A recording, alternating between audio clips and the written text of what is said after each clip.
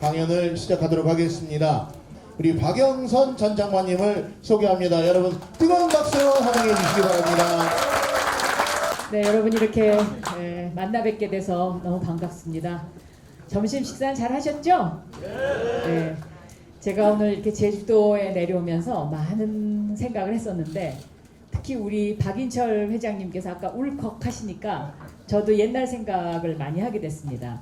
제가 소상공인과 인연을 어떻게 맺었는가를 한번 생각해 봤더니 2004년도에 제가 첫 번째 국회의원을 하면서 그 당시에는 뿔뿔이 흩어져 있던 우리 전통시장의 전통시장 연합회를 그때 처음 결성을 하게 됐고요. 그리고 전통시장 현대화법이라는 것을 이제 통과를 시키면서 전통시장의 현대화 작업이 시작이 됐고, 그리고 이제 소상공인 연합회가 출범을 하게 됐지요. 그 전에는 소상공인들이 이렇게 한데 모여서 무엇을 한다 이런 것들이 없었고 또 생각도 못했던 일이었습니다. 그런데 이렇게 작은 것들이 모이니까 하나의 힘이 돼서 2022년, 그러니까 2004년부터 지금까지 14년, 18년, 그러니까 제가 국회의원을 시작했을 때의 역사와 거의 같이 하는데 이 18년 동안 소상공인의 힘이 굉장히 커지게 됐습니다. 그렇지 않습니까? 네. 그래서 우리가 뭉치면 살고 헤어지면 죽는다. 이 격언이 참 맞는 것 같습니다. 소상공인, 저는 이 소상공인을 모두들 힘들다, 또 지금 이 디지털 세상에 참 헤쳐나가기 힘들다 이렇게 이야기를 하시는데 저는 시각을 좀 달리합니다. 이 소상공인이야말로 지금 블루오션이다. 저는 이렇게 생각합니다. 왜 블루오션인지 그 이야기를 지금부터 시작해 보도록 하겠습니다. 대전환의 시대, 무엇이 우리를 변화시키는가? 지금 대전환의 시대입니다. 정말 100년 만에 한 번 나타나는 그런 시대인데요. 이 대전환의 시대의 키워드가 바로 디지털입니다. 소상공인과 디지털. 어떻게 우리가 디지털화 할 것이냐. 이것이 이제 우리의 미래이고 또 가장 중요한 키포인트이기도 합니다. 제가 2019년 4월 달에 중소벤처기업부 장관으로 하면서 저의 캐치플레이즈가 첫 해에는 작은 것을 연결하는 강한 힘이었습니다. 사람들이 그 구호가 들으면 들을수록 괜찮다 이런 이야기들을 참 많이 해주셨어요. 근데 정말 작은 것들을 연결하니까 강한 힘이 되더라고요. 그리고 2020년 제가 장관이 됐을 때 2년차 때의 구호가 바로 디지털 경제로의 대전환이었습니다. 그때 디지털 경제로의 대전환을 시작하고 또 소상공인의 디지털화, 소상공인의 스마트화에 박차를 가했는데 2021년 1월 달에 코로나가 시작이 됐죠. 그러니까 이제 만약에 지금 되짚어 보면 많은 분들이 저한테 그런 이야기를 하십니다.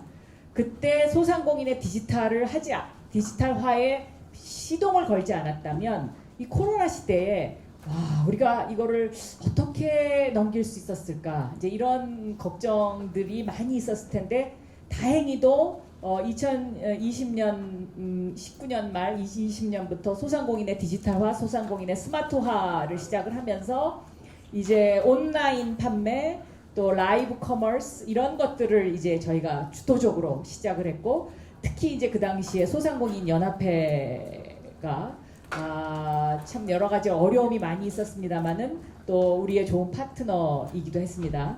지금 소상공인 연합회의 이제 오세희 회장님, 여성 회장님이 되셨는데요. 제가 여성 회장님이기 때문에 더 기대가 많이 됩니다. 힘내시라고 박수 한번 부탁드립니다. 네. 자, 그러면 이제 제가 이 디지털화에 관해서 한번 우리가 생각을 해보도록 하겠습니다. 이게 1900년대에 뉴욕의 5번가입니다. 뉴욕의 5번가인데요. 1900년대 뉴욕의 5번가는 이곳이 전부 다 마차입니다. 그리고 자동차는 여기 딱 한 대가 있었습니다. Where is the car? 자동차가 어딨냐? 여기 딱 한 대가 있습니다. 1913년, 그로부터 13년이 지난 후에 뉴욕의 오번가입니다. 뉴욕의 오번가에 이 사진의 제목은 Where is the horse? 마차는 어디 있냐입니다. 자, 모든 것이 자동차로 바뀌고 마차는 딱 한 대입니다. 13년 만에 이러한 대변화가 일어난 것입니다. 그러니까 100년 전에 마차에서 자동차로 바뀌었던 시대에 그 시대에 살던 사람들도 지금처럼 이렇게 아날로그에서 디지털화로 바뀌는 시대에 충격만큼 충격이 있었을 겁니다. 그러면 오늘날에 이러한 100년 만에 이런 13년 동안의 변화를 이끌고 온 것이 바로 무엇일까요? 무엇일까요? 산업혁명. 네, 또 산업혁명이라고 대답하셨고, 또 우리가 가지고 있는 소지품 중에서 네, 스마트폰입니다. 바로 우리 핸드폰. 2007년도에 이 스마트폰이 등장을 했죠. 지금 2022년도니까 얼마 됐습니까? 딱 15년 됐습니다. 이 15년 동안 이 스마트폰이 가져온 우리 생활의 일상의 변화는 바로 아날로그에서 디지털화입니다. 모든 것이 스마트폰으로 수렴되는 사회, 그리고 모든 것이 스마트폰으로 해결이 되는데 이것이 곧 디지털화, 온라인화하고 직결되는 것입니다. 그러니까 마차에서 자동차로 변화하던 시절에 그 변화를 100년 후에 가져온 것이 바로 스마트폰이고, 그 스마트폰을 만든 스티브 잡스가 그래서 영원한 아직도 우리의 그 우상이고 심볼이지 않습니까? 이런 것처럼 세상의 변화는 끊임없이 계속됩니다. 그런데 이런 세상의 변화 속에서도 그동안에 지속적으로 로마 시대부터 지금까지 2000년 동안 변하지 않았던 것들이 몇 가지가 있습니다. 그것들 어떤 것들이 있을까요? 자유롭게 얘기하셔도 좋습니다. 술집?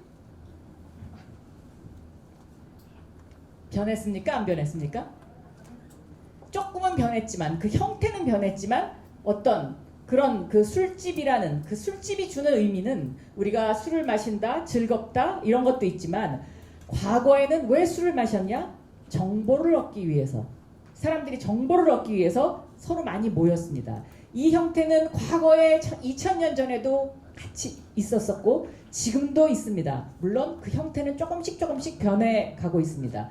근데 요즘은 술 마시러 간다? 그러면 친구들하고 놀러 간다는 의미도 있지만, 과연 정보를 캐러 간다는 그 의미가 과거만큼 그렇게, 정보를 얻기 위해서 간다는 그 의미가 과거만큼 그렇게 중요합니까? 그렇지 않습니까? 그렇지 않죠. 옛날에 사업을 한다, 뭐 조금 한다 하면 저녁 식사 자리, 술 마시는 자리가 굉장히 중요했었습니다. 그랬기 때문에 여성들은 굉장히 거기에 대해서 좀 피해의식도 있었고, 사회적으로 이런 어떤 균형감이 맞지 않는 여러 가지 일들이 있었지만, 이제는 바로 스마트폰이 활성화되고 디지털화되면서 그러한 문화도 조금씩 바뀌어갑니다. 또 옛날부터 과거부터 지금까지 변하지 않는 것, 중간에서 뭔가를 중개하는 것, 부동산 중개업, 은행 이런 것들이 다 중간에서 뭔가를 중개하는 것들이죠. 물건을 팔고 사는 행위, 이것들이 2000년부터 지금까지 다만 그 물건을 사고 파는 행위에 있어서의 형태만 조금씩 변하지 그 기본은 변하지 않습니다. 그렇기 때문에 소상공인은 결과적으로 영원한 겁니다. 그렇지 않습니까? 그럼 이 영원한 것을 어떻게 우리가 시대에 적응하면서 좀 더 즐겁게, 그리고 좀 더 활발하게, 좀 더 재미있게 일할 수 있느냐, 이제 이 궁리를 우리가 좀 더 해야 되는 것입니다. 100년 전의 소상공인과 21세의 소상공인 무엇이 다를까요? 누구 얘기하실 분 없으세요? 제가 조금 전에 설명드렸는데요. 100년 전의 소상공인과 지금의 소상공인 가장 큰 차이가 바로 이 온라인 판매일 겁니다. 과거에는 온라인 판매가 없었습니다. 지금은 100년 후에는 온라인 판매가 들어왔고요. 이제 이것이 디지털화의 가장 대표적인 형태인 것이죠. 또 무인 판매대, 이것도 100년 전에는 없었던 겁니다. 요즘은 무인 판매대가 있습니다. 자, 스마트 상점으로 대표되는 여러 가지, 뭐 예를 들면 키오스크라든가 누가 대신 결제를 해준다든가 이런 형태들도 100년 전에는 없었고요. 또 스마트 공방, 뭔가를 만드는 데 있어서 좀 더 이것을 자동화보다 더 인공지능에 가깝게 만드는 행위, 이러한 것들이 100년 전에는 상상을 하기 힘든 것들이었습니다. 그러나 100년 전에 이런 어떤 스마트 상점이나 스마트 공방과 같은 기술의 발전은 어느 정도 예견은 됐던 것이죠. 그런데 지난 100년을 쭉 돌이켜보면 결과적으로 인간이 예견하는 모든 것들은 언젠가는 다 궁극적으로 이루어집니다. 우리가 이제 그것에 얼마만큼 대비하고 그러한 변화에 얼마만큼 적응하느냐가 소상공인으로서 살아남기, 그리고 소상공인으로서 성공할 수 있느냐 없느냐의 문제이기도 합니다. 오늘 제가 점심을 오영훈 지사님하고 같이 했는데 그 오영훈 지사님과 같이 하면서 제가 중소벤처기업부 장관으로 있을 때 로컬 크리에이터라는 사업을 아주 강하게 진행한 적이 있습니다. 근데 그 로컬 크리에이터 사업 중에 제 기억 속에서 뚜렷하게 남아있는 3가지가 있는데요. 그것이 하나가 제주 백주, 두 번째가 해녀의 부엌, 세 번째가 당신의 가수원이었습니다. 근데 그 3가지 사례를 오늘 바로 제 뒤에 이제 강의하시는 전 네이버에 계셨던 김지연 대표님께서 강의를 해주시기 때문에 제가 그 내용은 생략하도록 하겠습니다. 그런 것처럼 저는 이런 어떤 그 100년 전 소상공인과 21세기 소상공인의 같은 점과 차이점, 같은 점이라는 것은 기본은 변하지 않는다는 것이죠.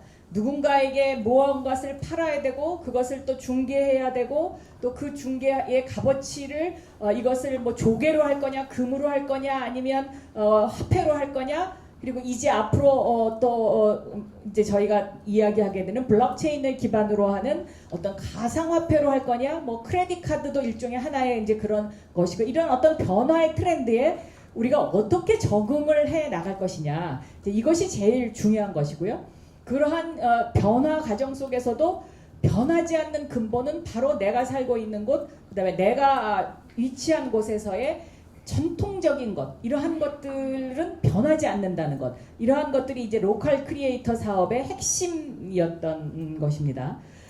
그런데 이런 것들을 이제 우리가 어떻게 발전시키고 또 어떻게 앞으로 미래를 가져갈 것이냐에 있어서 가장 핵심은 결과적으로 사람들한테 얼마만큼 브랜드화 하느냐의 문제인데요. 이 브랜드화 때문에 많은 소상공인들이 어려워하고 또 이 브랜드화 때문에 많은 소상공인들이 거기서 꺾입니다.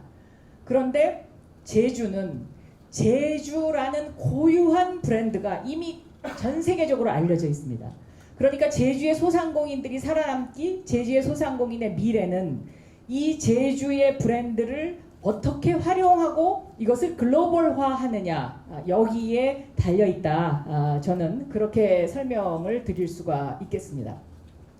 그런 과정에서 이런 어떤 제주 소상공인들의 글로벌화, 제주 소상공인들의 디지털화의 가장 큰 그 어떤 핵심이 그동안은 온라인 판매, 무인 판매, 스마트 상점, 스마트 공방, 이러한 것들이었다면 이것은 이제 누구나 다 생각하고 누구나 다 하는 일들이 되어버렸습니다.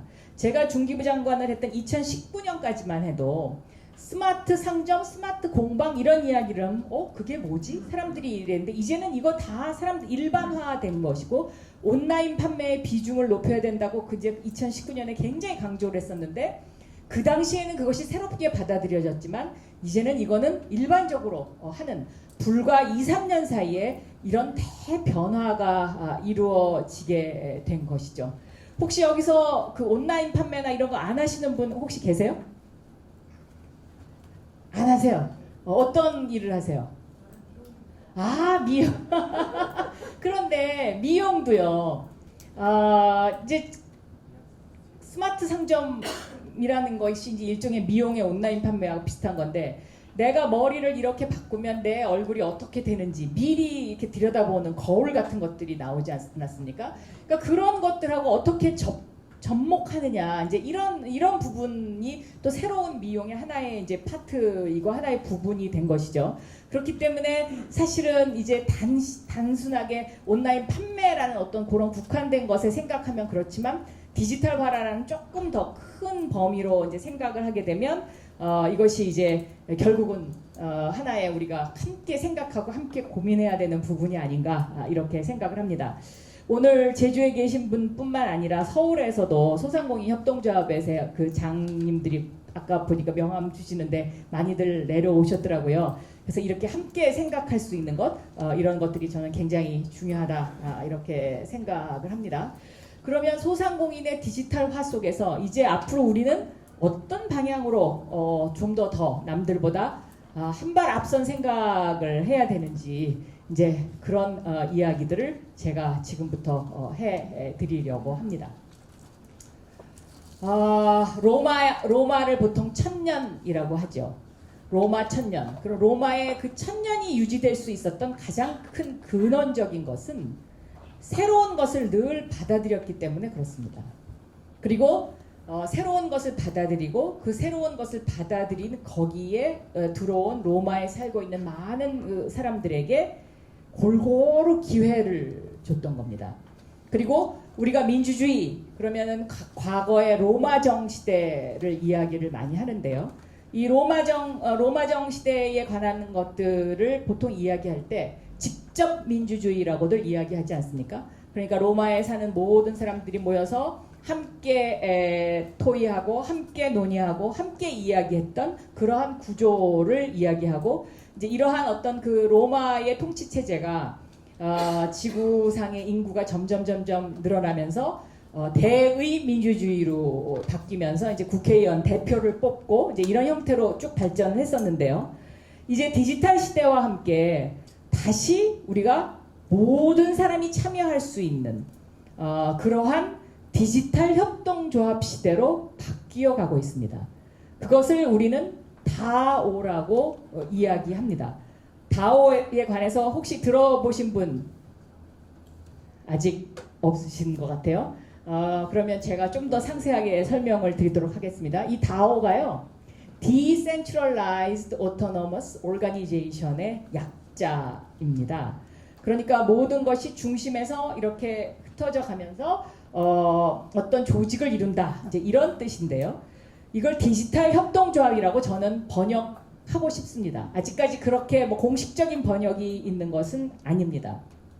이 다오는 현재 지금 미국의 일부 주에서 이것을 정식 어떤 회사 형태나 법인으로 인정해주는 주가 조금씩 늘어나고 있습니다. 유명한 옐로우스톤 근처에 있는 어떤 도시는 다오 체제를 도입했습니다. 그래서 그 도시는 시장이 없는 도시, 이것이 그 도시의 캐치프레이즈입니다. 그러니까 그 도시에 사는 모든 시민들이 디지털화된 협동조합의 형태를 구성을 해서 거기에 들어가서 모든 어젠다를 직접 찬성 투표, 반대 투표를 합니다. 이거를 지금 찾아보시면요, 구글 들어가서 찾아보시면 이것이 나옵니다. 그러면 이 다오라는 것을 제가 오늘 강조하는 이유는 소상공인 연합회가 결성이 돼서 또 제주 소상공인 연합회 지부가 결성이 돼서 그동안에 어떤 연대의 힘을 발휘했었습니다. 그런데 이 연대의 힘을 발휘를 하면 이것이 모든 소상공인 연합회의 모든 어떤 그 멤버가 예를 들면 지금 한 얼마나 됩니까, 회장님? 한 50만 정도, 지금 현재 그 가입되어 있는, 네네, 전국적으로 190개 지역의 인원수가, 네, 그러면 190개 지역에 예를 들어서 인원수가 뭐 200만이다. 그러면 200만 이 소상공인의 의견을 다 수렴한다는 것은 좀 힘들지 않습니까? 그래서 항상 거기에 보면 이제 지부의 회장님이 생기고 이렇게 하다 보면은 또 그거는 우리의 의견이 아니다 뭐 이렇게 해가지고 약간 거기서 분쟁이 발생하기도 하고 이제 이런 어떤 다툼이 계속되는데요. 이 다오는 디지털화 돼가지고 이것이 블록체인 기술을 이용을 해서 모든 사람들이 거기서 의사표시를 할 수 있도록 시스템을 갖추는 겁니다. 그래서 우리가 어떤 이런 거를 추진한다. 그러면 거기에 관해서 찬반 투표가 가능하고요. 그렇지 않겠습니까? 이제 예를 들면 투표도 인터넷으로 하자라는 이제 그런 주장들이 계속 나오고 있는데 그것은 직접 참여 민주주의를 그만큼 앞당기자라는 것인데요. 저는 제주의 소상공인들이 제주다오를 결성을 해서 이것을 전 세계에 일단 공표를 하고 이런 어떤 디지털화된 시스템으로 소상공인들이 여기 다 하나로 뭉쳐가지고 제주의 제주다오라는 새로운 상표를 만들어가지고 거기서 새로운 어떤 것들을 지속적으로 가져간다 하면 제주다오라는 상표가 글로벌화돼서 반드시 성공할 수 있다. 저는 이렇게 생각하고 있습니다. 지금 제주당근, 뭐 제주비트, 뭐 제주 애플망고, 뭐 굉장히 그 제주를 대표하는 여러 가지 그 식품과 그 다음에 막 다양한 이제 그 제품들이 많이 있는데 이것들을 전체를 소상공인 스스로 관장할 수 있는 거버넌스를 만드는 거죠. 그런데 이 거버넌스를 디지털화하는 것입니다. 그걸 디지털화하면 누구나 들어가서 오늘 판매량이 얼마인지 볼 수 있고 또 여기서 어떤 새로운 제도가 결성되는지 볼 수 있고 내가 만든 물건이 어디에 팔렸는지 다 추적할 수 있습니다. 그래서 이것을 더 투명하게 만들고 더 활발하게 우리가 의견 교환을 할 수 있는 이런 시스템을 만들고 제주다오라는 상표를 전 세계적으로 글로벌화하는 것입니다. 오늘 그 제주도지사님 말씀 들어보니까 싱가포르 에어라인이 제주에 취항한다고 해요. 그런데 저는 이거 굉장히 좋은 사인이다. 제주의 글로벌화를 제주 소상공인 연합회가 주도하십시오. 그런데 그 주도하는 방법을 제주다오의 형태로 가져가는 겁니다. 과거의 어떤 그런 아날로그 방식의 형태 그거는 전 세계적으로 먹히지 않습니다. 그런데 우리는 이렇게 투명하게 경영하고 우리는 이렇게 확실하게 일한다라는 것을 제주다오라는 상표로 이것을 만약에 론칭시킨다 그러면 저는 제주에 있는 많은 것들이 글로벌화돼서 지금보다 훨씬 더 날개를 훨훨 달 수 있을 것이다. 이렇게 말씀드릴 수 있습니다. 맞습니까? 예를 들어서요. 제주다오라는 어떤 그런 상표를 론칭시키고요. 거기에 제주 해녀의 부엌 또 당신의 과수원, 제주 맥주를 같이 론칭한다고 가정해 보세요. 이것이 한 플랫폼, 제주다오라는 플랫폼에 들어가면 그런 것들이 다 있는 겁니다. 그러니까 제주다오라는 플랫폼을 클릭하면 물건도 살 수 있고 관광도 할 수 있고 또 뭐 관광과 관련된 여러 가지 숙박시설 뭐 모든 것들이 거기에 하나로 다 플랫폼화 된다고 한번 상상을 해 보십시오. 저는 그 힘이 어마어마할 것이다. 그렇지 않습니까, 여러분? 네. 그래서 제가 오늘 여러분에게 이런 어떤 아이디어를 좀 드리고 싶었습니다. 그러면 제주다오를 어떻게 결성할 거냐? 제주에 와가지고요. 제주다오를 클릭하고 또 제주의 그 블록체인을 기반으로 한 제주 화폐를 만드는 겁니다. 그러면은 예를 들면 그것이 예를 들어서 글로벌화 된다고 가정을 하면 이것은 또 다른 세상의 새로운 어떤 창조적인 그 블루오션의 새로운 영역이 되는 것이거든요. 디지털의 가장 큰 특징은요. 영토가 없다는 것입니다. 그러니까 제주가 섬이라는 이런 어떤 그 관념에서 벗어나서 제주 소상공인의 디지털화는 영토가 없이 전 세계로 뻗어나가는 것입니다. 그것이 바로 앞으로 우리가 해야 될 일이고 그렇게 제주가 어떤 목표를 세우면 반드시 성공합니다. 그런 어떤 목표를 세우는 데는 제주의 이미지를 좀 더 새로운 방향으로 변화시킬 필요도 있습니다. 오늘 제가 도지사님하고 식사하면서 이런 얘기도 했습니다. 제주도에 몇 년까지 우리 제주도는 승용차를 모두 전기차화하겠다. 이런 선언을 한번 해보시면 어떻겠냐고. 굉장히 좋아하시고 또 지사님도 그런 생각을 하고 계셨다고 하더라고요. 왜 제가 이런 이야기를 하냐면요. 스위스의 그 마테호룬이라고 아시죠? 거기 그 체르마트라는 그 마을에 있는 마테호룬 가보신 분. 그 마테호룬을 가려면은요, 그 체르마트라는 도시에 이제 진입을 해야 되는데 거기 가려면 반드시 전기차를 타야 됩니다. 그래서 그 체르마트 도시의 입구에는 커다란 주차 건물이 있습니다. 내가 타고 온 차를 거기다 주차를 시키고요, 거기서 새로운 차를 전기차를 빌려줍니다. 근데 그 한 가지 사실만으로도 마테오른이라는 그 이미지가 바뀝니다. 아, 이곳은 깨끗하구나. 아, 이곳은 정말 청정한 지역이네. 그러니까 여기서는 좀 더 많이 먹고 가야 될 것 같고, 여기서 파는 물건은 뭔가 더 깨끗할 것 같고. 그런데 제주가 바로 그런 청정 이미지의 제주를 더 확실하게 굳히는 거죠. 전 세계 어떤 곳과 비교해도 더 청정한 곳 제주. 이런 어떤 이미지 전략을 지속적으로 가져가면서 소상공인 연합회와 함께 이것이 발전한다 그러면 제주는 앞으로 정말 발전 가능성이 굉장히 많은 곳이다. 저는 이렇게 생각을 하고 있습니다. 여러분도 제 생각에 동의하십니까? 네. 그렇게 이제 저는 제주는 정말 어떻게 보면 복받은 곳입니다. 이 복받은 곳에서 정말 이 우리 소상공인 여러분들이 긍정적인 생각으로 긍정적인 마인드로 모든 것을 임하신다고 하면 저는 정말로 이 앞으로 진짜 블루오션 제주가 될 것이다 라고 생각이 되는데요. 또 있습니다. 예를 들면 이제 그 오영훈 지사가 15분 도시 제주라는 공약을 하지 않았습니까? 물론 이 15분 도시 제주라는 공약을 이제 제가 서울시장 선거에 나갔을 때 21분 도시 서울이라는 공약을 했었었는데 벤치마킹 하셨죠.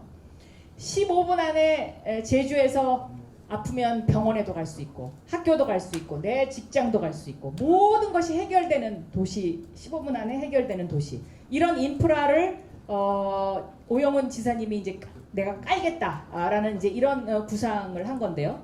그럼 이러한 15분 도시 제주에 맞게끔 소상공인도 15분 도시 제주의 제주다오와 관련된 뭔가를 이제 앞으로 플랜을 계속 세워야 되겠죠. 그런 구상, 이런 것들을 이제 지속적으로 뭔가 해야 될 일이 굉장히 많다고 생각해요. 그리고 이 디지털화라는 것은 한쪽으로만 계속 쏠려서는 그것도 또한 저는 남들이 다 하는 똑같은 것을 해서는 안 된다라고 생각합니다. 그래서 이 디지털화 속에 제주만이 가지고 있는 어떤 특성을 절대로 버려서는 안 되죠. 일본의 호시노야라는 그 호텔 체인에 혹시 가보신 분 계세요? 그 호시노야의 특징은 일본의 고유한 그 호텔, 그러니까 여인숙 문화를 그대로 이제 그 보여주면서 그 일본의 전통을 느끼게 하면서 하루 밥 3끼를 거기서 다 주죠. 그런데 그 하루 밥 3끼가 정말 기억에 남는 음식을 해줍니다. 그러면서 이제 거기 일본을 온천도 즐기게 하고 이렇게 할 수 있는데 우리나라는 아직까지 거기까지는 가지 못한 것 같습니다. 관광이. 그런 거를 저는 제주에서 한번 시행해 보시는 것도 굉장히 좋은 앞으로 제주를 위해서도 좋고 대한민국을 위해서도 좋은 것이다. 왜냐하면 제주만의 독특한 그런 문화들이 굉장히 많이 있지 않습니까? 그럼 그걸 살려야죠. 그걸 살려서 전 세계인이 그리고 대한민국 국민들이 즐길 수 있게 만들어주는 어떤 그런 아이디어라든가 이런 것들을 우리가 좀 더 진지하게 논의하면서 시스템화할 필요가 있지 않겠나. 저는 제주의 미래에 바로 그런 제주다오 소상공인의 여기에 이제 모든 것이 이제 이걸 한번 해보고 싶다 하는 생각을 제가 개인적으로 했는데요. 그러니까 제주다오라는 플랫폼을 하나 이제 만들고요. 거기에 들어가서 클릭을 하면 내가 원하는 모든 것이 거기 다 있는 거죠. 제주에서 나는 농산물부터 시작해서 제주에 머물 수 있는 어떤 제주만이 가질 수 있는 여러 가지들, 뭐 제주에서만 나는 여러 가지 이런 것들을 어떻게 시스템화해서 이것을 글로벌화하느냐. 이제 이것이 저는 앞으로 우리 제주 소상공인들의 나아갈 방향이 아닌가 이렇게 생각을 하고 있습니다. 그래서 제주의 미래는 정말로 대한민국의 그 어느 곳보다도 저는 굉장히 밝다라고 생각을 하고요. 그리고 제주의 미래에 바로 우리 소상공인 여러분들이 있다. 물론 대한민국의 소상공인 비중이 높습니다. 아까 우리 오세희 회장님이 OECD 국가 중에 5, 6위를 하고 있다고 하는데 맞습니다. 그런데 이 소상공인의 숫자를 줄이려는 노력을 하는 것보다는 제가 생각하기에는 있는 소상공인들을 어떻게 카테고라이즈를 해서 이것을 잘 활용하느냐, 여기에 저는 방점을 찍는 것이 더 중요하지 않을까. 그리고 그 중요한 방점에는 바로 다오라는 것이 있다. 이 다오를 어떻게 구성을 해서 가장 먼저 앞서가는 소상공인, 제주 소상공인이 되느냐. 그리고 이 다오의 가장 큰 특징은 내 한 사람 한 사람의 소상공인의 의견이 거기에 다 반영될 수 있다는 겁니다. 그리고 내가 경영하는 그러니까 이 경영이 투명하게 다 추적되고 이것이 다 보여질 수 있다는 것이고요. 그렇게 되면 서로에게 신뢰가 생길 수 있고 그러한 속에서 저는 좀 더 많은 우리 앞으로의 발전이 있지 않을까 이렇게 생각을 합니다. 일단 여기까지 말씀드리고 혹시 질문 있으시면 질문해 주세요. 네. 그다음에 두 번째는요. 이 제주다오 이거 말고 또 제주 소상공인이 살아가는 중요한 포인트 중에 하나가 바로 구독 경제를 구현하는 것입니다. 그러니까 한번 제주 물건을 산 사람들을 계속해서 지속적으로 온라인으로 뭐 어떤 방법으로든지 매달 이것을 살 수 있도록 만드는 것인데요. 저는 이러한 구독 경제의 어떤 그 방향 가운데에 대표적인 것이 이제 아까 이야기했던 당신의 과수원의 형태입니다. 아마 자세하게 설명을 하실 것 같아서 제가 긴 설명은 드리지 않겠는데, 과거에는 제주의 감귤나무 하나가 자식 하나를 대학교를 보낸다고 했습니다. 지금의 어떤 제주의 감귤나무는 공유 형태로 가지 않습니까? 예를 들면 저도 제주에 무농약으로 키운다는 감귤 농장에 감귤을, 그 감귤나무 하나를 제가 제주를 사랑하는 마음, 제가 제주도 명예도민입니다. 이 제주를 사랑하는 마음으로 그 나무를 1년에 뭐 얼마를 주고 삽니다. 그러면 그곳에서 저한테 제주 감귤을 보내줘요. 이런 형태의 어떤 그 새로운 이제 방법, 이런 것들을 어떻게 앞으로 더 발전시킬 거냐. 이미 이제 그런 것들이 진행이 되고 있는데요. 그 진행이 되고 있는 그곳에 저는 스토리를 만들면 그 당신의 과수원을 방문하게끔 만들고 그 당신의 과수원에서 단순하게 감귤만 받아먹는 그런 도시와 제주를 연결하는 것보다 1년에 한 번씩 그 내가 뭐 예를 들면 샀던 그 감귤나무의 주인들을 초청을 해서 거기에서 뭔가 새로운 것을 또 만들어내는 거죠. 이제 그러기 위해서는 제주가 관광도시 제주로 더 이제 커져야 되고, 특히 이제 요즘 K-팝 또 K-아트 이런 어떤 K-푸드 이와 같은 K-컬처, K-컬처 문화와 이것이 잘 연결이 되면서 국제화되고 글로벌화되는 것, 이것이 저는 굉장히 중요하다라고 보고 있습니다. 그래서 오늘 제가 이 제주 소상공인 연합회에 와서 저의 앞으로 제주도의 그 소상공인들의 미래와 또 제주도의 어떤 그 블루오션의 그 영역을 제주다오라는 하나의 형태, 그리고 제주의 모든 것들을 구독 경제화할 수 있는 것, 그러니까 꾸준히 뭔가를 계속해서 릴레이션십을 연결하는 것, 이러한 것들을 만들어가는 하나의 어떤 시스템화하는 이런 작업들, 이러한 것들이 저는 굉장히 중요하고, 이 제주 소상공인 연합회가 그런 형태로 성공한다면 우리 대한민국의 소상공인 연합회가 지역별로 그런 어떤 특색을 갖춰서 이것이 이제 또 하나의 연대를 형성하면 이것이 이제 대한민국을 대표하는 하나의 브랜드화 될 수 있지 않을까, 그렇게 생각을 합니다. 오세희 회장님 맞습니까? 네, 여기까지 하겠습니다. 질문 있으십니까? 네. 열성단 전 강연을 해주신 우리 박영선 전 장관님께 큰 박수 부탁드립니다. 네, 감사합니다.